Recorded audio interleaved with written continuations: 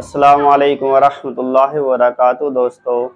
दोस्तों उम्मीद करता हूँ आप सब खैरियत से होंगे।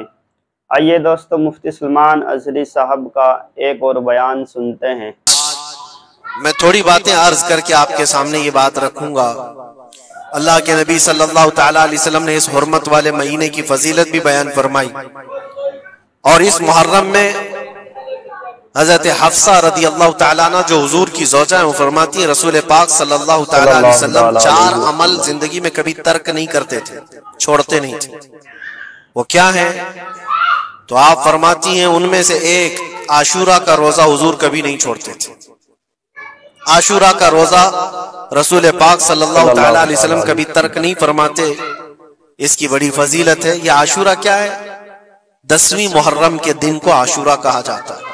बड़ा तारीखी दिन है और बल्कि अल्लाह के नबी सल्लल्लाहु अलैहि वसल्लम ने यह भी फरमाया क़यामत भी इसी दिन को आने वाली है।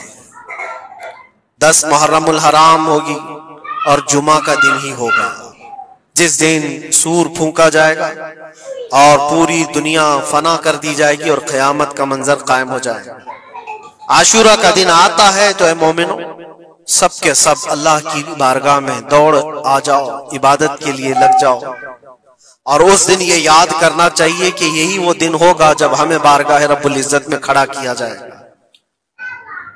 अव्वलीन से लेकर आखिरीन तक जितने भी पैदा हुए इस रोए जमीन पर सबको उठाया जाएगा, हिसाब व किताब होगा और वो 50,000 साल के बराबर का एक दिन होगा।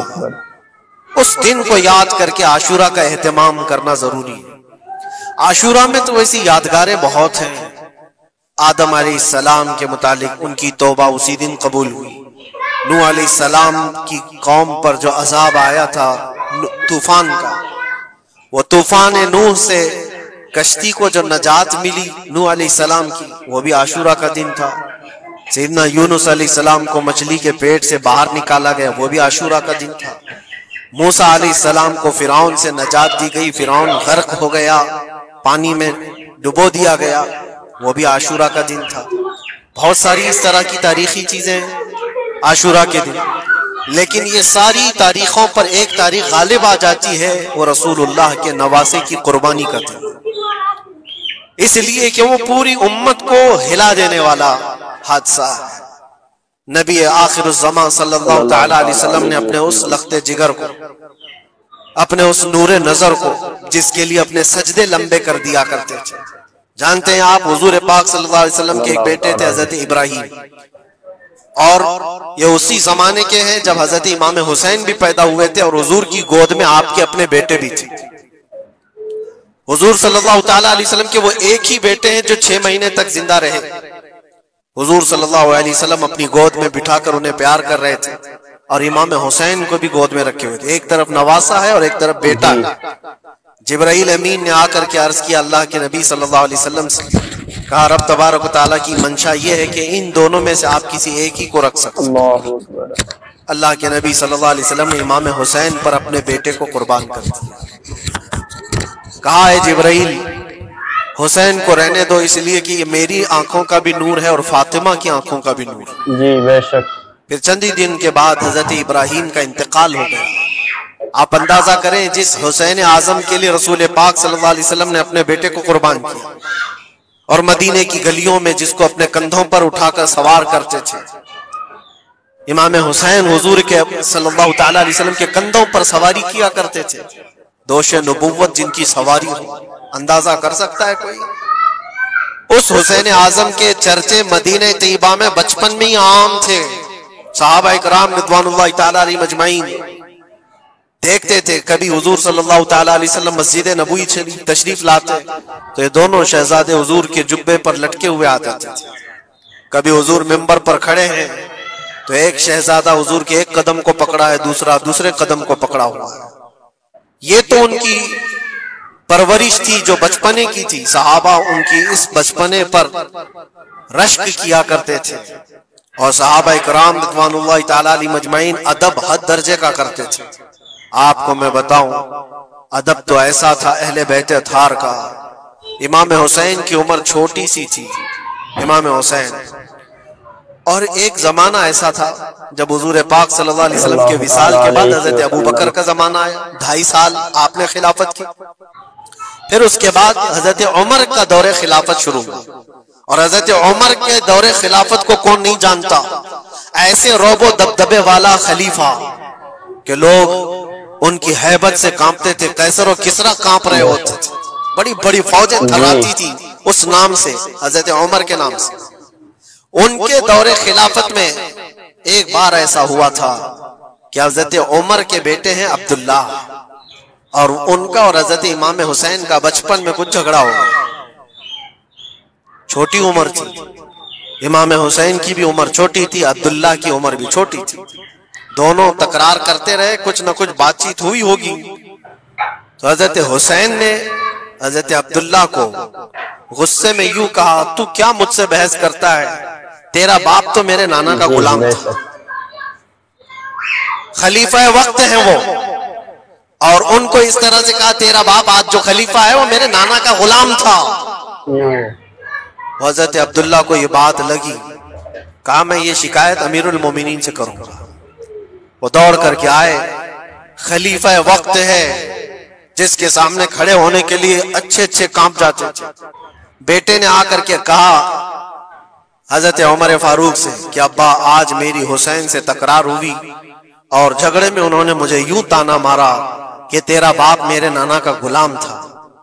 हजरत उमर उतर आए कुर्सी से और कहा, क्या हुसैन ने ऐसा कहा? कहा बिल्कुल ऐसा ही कहा। तो हजरत अब्दुल्ला कहते हैं, अब्बा का जलाल देख करके मैं समझ गया कि हुसैन को सजा मिलेगी। कहा जाओ हुसैन को बुला लाओ, हुसैन को बुला लाओ, उन्होंने ये कहा है मैं सुनना चाहता हूं। हजरत अब्दुल्ला दौड़े हुए गए, चंद और लोग भी साथ में आ गए कि हुसैन की पेशी हो गई है खलीफा वक्त के दरबार में, अमीरुल मोमिनीन उमर इब्न खत्ताब ने तलब किया है। हजरत हुसैन आए और वो शहजादे के अंदर जो रोबो दबदबा है, जलाल है, जमाल है, वो बचपने से कायम। रसूलुल्लाह सल्लल्लाहु अलैहि वसल्लम का लुआबे पाक जिसने पिया, खलीफा वक्त के सामने आकर खड़े हुए हजरत उमर ने पूछा, हुसैन मेरे बेटे को क्या आपने ऐसा कहा है कि तेरा बाप मेरे नाना का गुलाम था? हजरत हुसैन ने कहा, हाँ मैंने कहा है। डर किस बात का, खौफ किस बात का, जो कहा है वो कह रहा हूं, हाँ मैंने कहा। हजरत उमर ने कहा, कैसे कहे बताओ, किस तरह से तुमने कहा था, बोल के बताओ। हजरत हुसैन ने कहा, मैंने अब्दुल्ला से ये कहा तेरा बाप मेरे नाना का गुलाम था। हजरत उमर ने कहा, और एक बार बोलो। हजरत हुसैन ने फिर कहा, अब्दुल्ला तेरा बाप मेरे नाना का गुलाम था। हजरत उमर ने कहा, और एक बार बोलो। 3 बार बोलने के बाद उनके दोनों बाजू पकड़ करके घुटने जमीन पर टेक दिया। हजरत अमीरुल मोमिनीन कहते हैं, मेरी बख्शिश के लिए तुम्हारे जुमले ही काफी हो। सुभान अल्लाह। आपने जो मुझे सनद दी है ए हुसैन, बस ये जुमला कल क़यामत के दिन भी कह देना, जब मेरा हिसाब हो रहा हो तो इतना कह देना, अब्दुल्ला का बाप उमर मेरे नाना का गुलाम था। इसलिए कि रसूल करीम सल्लल्लाहु अलैहि वसल्लम ने फरमाया है, अल हसन वल हुसैन सय्यदा शबाब अहलिल जन्ना, हसन और हुसैन जन्नती जवानों के सरदार हैं। ये जिसे इजाजत दे दे वो जन्नत में चला जाएगा, जिसे ये कह दे वो कि ये मेरे नाना का गुलाम है। मुझे बताओ मेरे अजीजों, उस हुसैन आजम की बात मैं कर रहा हूँ, वक्त का बारौब खलीफा अमीरुल मोमिनीन उमर इब्न खत्ताब, जिनके सामने घुटने टेक करके बैठे और कहे ये जुमला दोबारा कहो, उनका मकाम क्या हो सकता? हद दर्जे का अदब सहाबा इकराम के अंदर था। और एक मर्तबा ऐसा भी हुआ था, हजरत उमर मिंबर पर खड़े थे, हजरत इमाम हुसैन अपने घर से दौड़ते हुए आए। ये वो मंजर था जब उन्होंने अपने नाना को मिंबर पर खुतबा देते हुए सुना है। जमाना उन्होंने आंखें खोली है हुजूर की गोद में, बचपना पाया है रसूलुल्लाह के घर में, और देखा है सबसे पहले खुतबा देते हुए तो अपने नाना को देखा था। लेकिन जब रसूल करीम सल्लल्लाहु अलैहि वसल्लम की वफात हो गई तो पूरा अंधेरा सा छाया हुआ था। हजरत इमाम हुसैन, उनके मुतालिक है कि एक बार हजरत उमर मिंबर पर खड़े थे, वो दौड़ते हुए आए मस्जिद में। हजरत हुसैन को ऐसा लगा कि रसूलुल्लाह खुतबा दे रहे हैं। वो यादें कहां से जाती जो रसूलुल्लाह को खुतबा देते हुए देखा था। दौड़ते हुए आए, देखा उमर फारूक खुतबा दे रहे हैं, तो चीख करके कहा कि आप मेरे नाना के मिंबर से उतर जाओ, ये मेरे बाप का मिंबर है, अपने बाप के मिंबर पर जाओ, तुम्हारे बाप के मिंबर पर जाओ। हजरत उमर उतर गए, यह नहीं कि खुतबा कायम रखा, फौरन उतरा और शहजादे को पकड़ करके रोने लग गए। सच कहा है हुसैन, ये मिंबर तो तुम्हारे घर का ही है, ये मिंबर तुम्हारे बाप का है, तुम्हारे नाना का है, और उन्होंने ये इज्जत बख्शी है हमें कि हम इस मिंबर पर खड़े होते हैं। अगर आप इजाजत दें तो मैं खुतबा दूं, वरना मैं यहीं बैठा रहूं। ये मकाम था इमाम हुसैन का, बचपने की बात कर रहा हूं। फिर उन्होंने कहा आप खुतबा दें।